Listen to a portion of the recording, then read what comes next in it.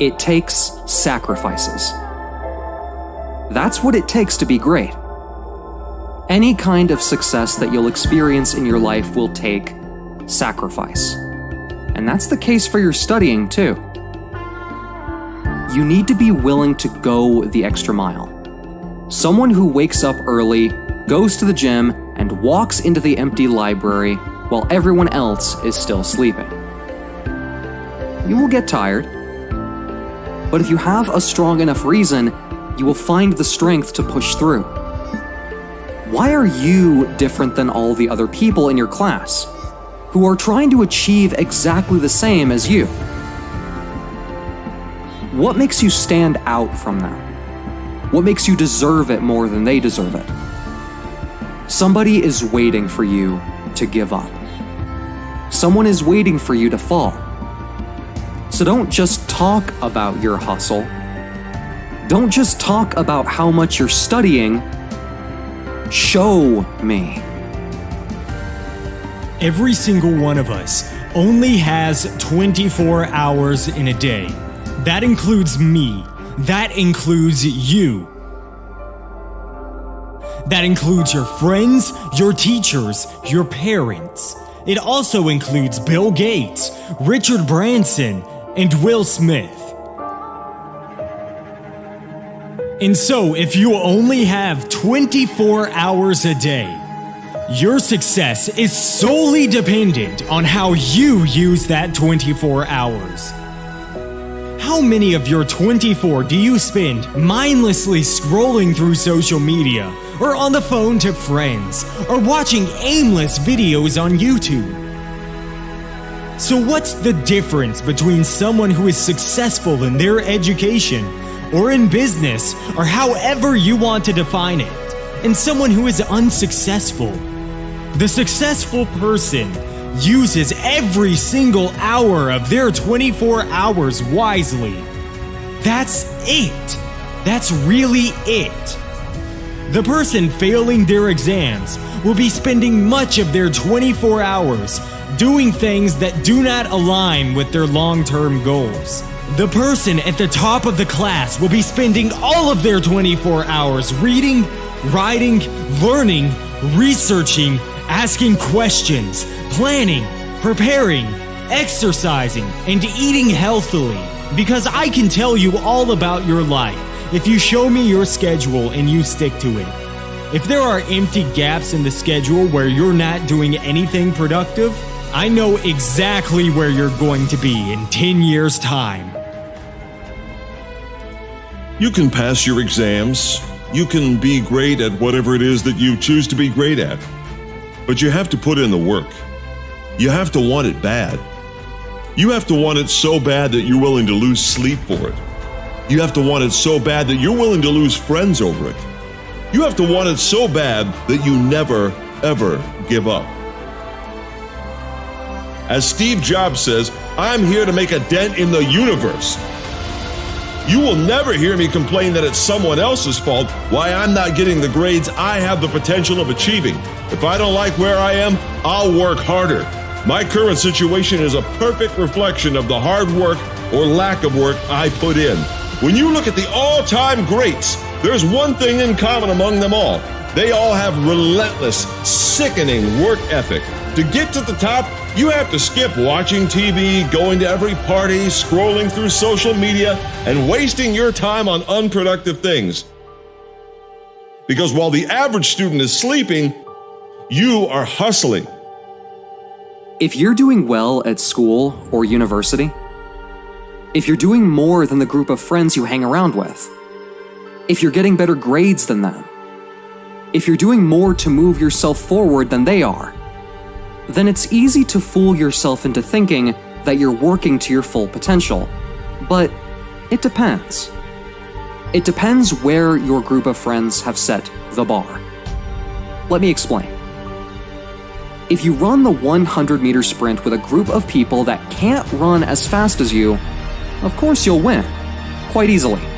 It wouldn't take much effort.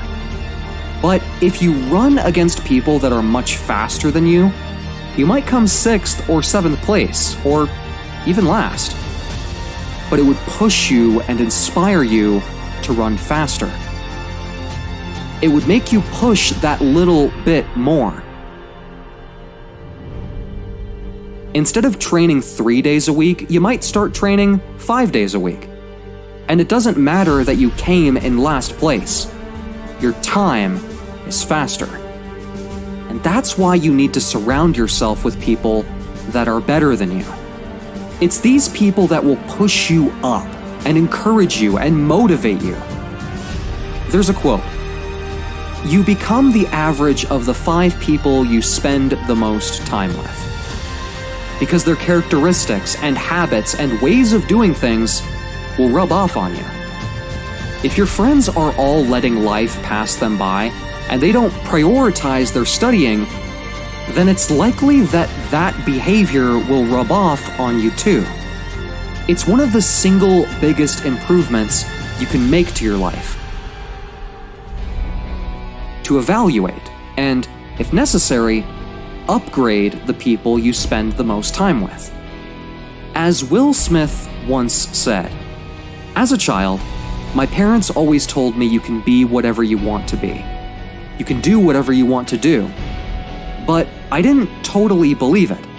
Yet I went out into the world and I carried myself, and I held my head high, and I stood there and I looked people in their eyes, and I talked to people as if I was deserving of all the things that this planet has to offer. Some of you are doing okay. You're getting decent grades at university. You're passing your exams. You're getting your assignments in on time. But you shouldn't be satisfied with just doing okay. No one should be aiming for average, and that includes you. You need to be set on climbing to the next level. And you're not going to reach the next level until you commit to becoming better than you were yesterday. When you start giving more, you'll start receiving more. More opportunities, more prosperity, stronger relationships, and better health. If you push yourself, you can always raise the bar in your life. You have to keep raising the bar. First you set the standard, then you raise the bar.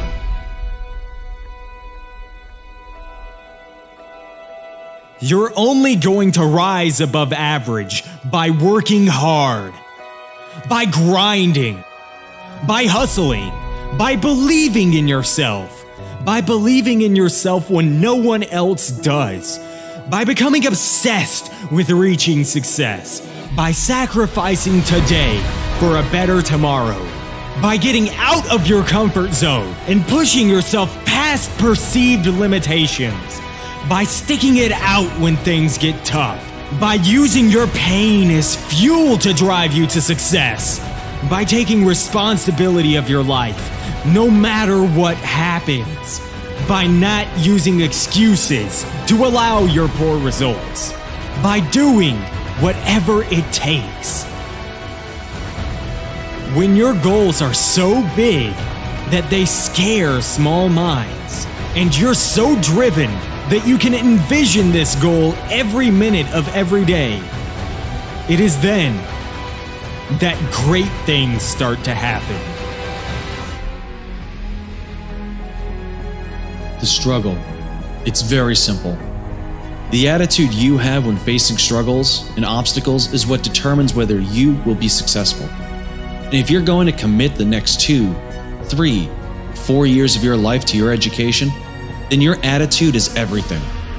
Being able to keep studying despite the adversity thrown at you. You fail an exam, keep studying. You argue with your friends, keep studying. You have money problems, keep studying. You keep on marching on through the struggle, the chaos, the frustration, the procrastination, the disappointment, the anger, the regret.